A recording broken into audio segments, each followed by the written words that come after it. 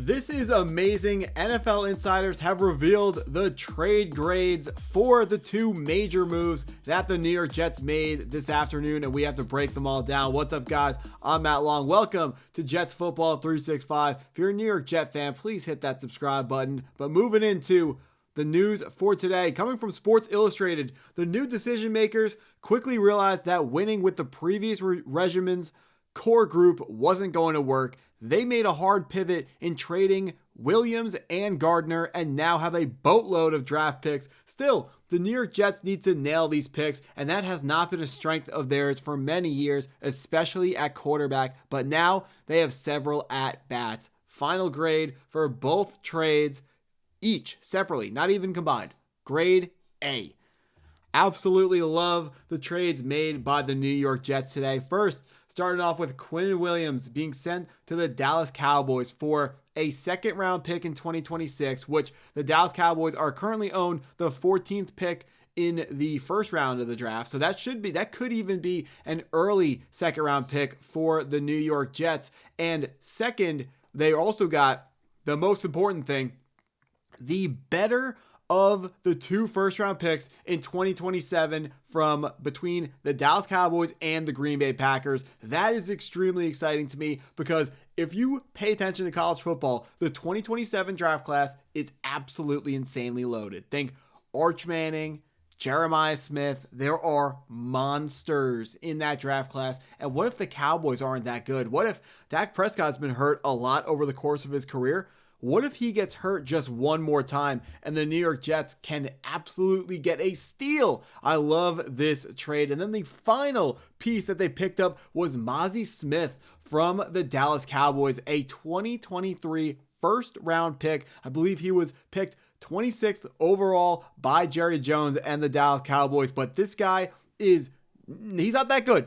Don't think that he is an amazing player. He's not an amazing player. But what he is he is an extremely athletic player who, just like the offseason acquisitions for the New York Jets, has a very high ceiling with a pretty much no risk being attached to him. The New York Jets are going to owe him $2.6 million guaranteed for the next 2 seasons each. Really, I think that's a pretty decent price to pay for a guy who could have insane upside. He was drafted, expected to be a big-time run stuffer for the Dallas Cowboys coming out of the University of Michigan 2 years ago, but he never really lived up to that billing. And unfortunately, he started the year as a healthy scratch and only played 5 games up to this point, all as a rotational backup defensive tackle for the Dallas Cowboys. But Mazi Smith, not good, but still exciting. I mean, there's no risk associated with picking up this player. I think Darren Muji was extremely smart when he asked for this player because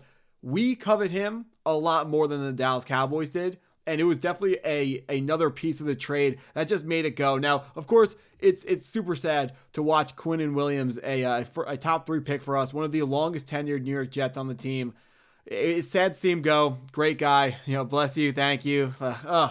You hate to see Quinnen Williams go, but it had to be for a big time deal, and this is a big time deal. But moving on to the Sauce Gardner deal. So I guess I don't have a picture of Sauce Gardner, but we can imagine what he looks like. The tall, lanky corner wearing number 1. 2 first-team All-Pros. That is something that is extremely expensive in the trade market, and the Indianapolis Colts paid up 2 first-round picks and Adonai Mitchell. Now, Adonai Mitchell is another guy who, like Mazi Smith, is not very good, but he's better than Mazi Smith. Drafted more recently than Mazi Smith, which means he's still under contract for the end of this year and 2 more years. Adonai Mitchell, what he brings to the table is crazy speed. He's a deep threat. Think this is what Aaron Glenn is going to try to turn into the Jameson Williams from the Detroit Lions. Arian Smith so far hasn't worked out. Don't expect him to work out. He was awful in college. Don't know why he would be any better in the NFL. But now slot Adonai Mitchell into that same role, a second round pick in the 2024 draft, which was fantastic for wide receivers, where we saw some top guys like Marvin Harrison Jr., Malik Neighbors, and Roma Dunze. But there was some more solid players farther down the list. Now, Adonai Mitchell, so far he's only gotten 9 receptions for 152 yards on on the season, but averaging about 17 yards per catch. Highly impressive.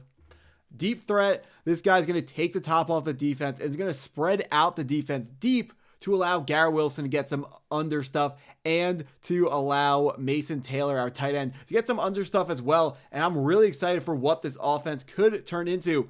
I really like another low risk, high reward addition is Adonai Mitchell. I think he was an extremely smart ask by the New York Jets because he's another piece that we covet him a lot more than the Indianapolis Colts were coveting him. The idea was Adonai Mitchell was going to be the Alec Pierce replacement, but then Alec Pierce kind of started balling out. Alec Pierce, out of the University of Cincinnati, actually played with Sauce Gardner. He was I believe 2022 second round pick, and now Adonai Mitchell 2 years later was supposed to be the same thing. Deep thready, only going to catch deep passes, second round pick, but so far Adonai Mitchell has not lived up to the hype. Everyone wants to talk about the play that pretty much cost the Indianapolis Colts the game against the LA Chargers, where Adonai Mitchell dropped the football on the 1 yard line. That better not happen for the New York Jets. I'm seeing a lot of people call him, Malachi Corley all over again. Just because they both dropped the football on the 1 yard line doesn't mean these two players are anything like each other. In fact, that couldn't be farther from the truth. These players are polar opposites of each other.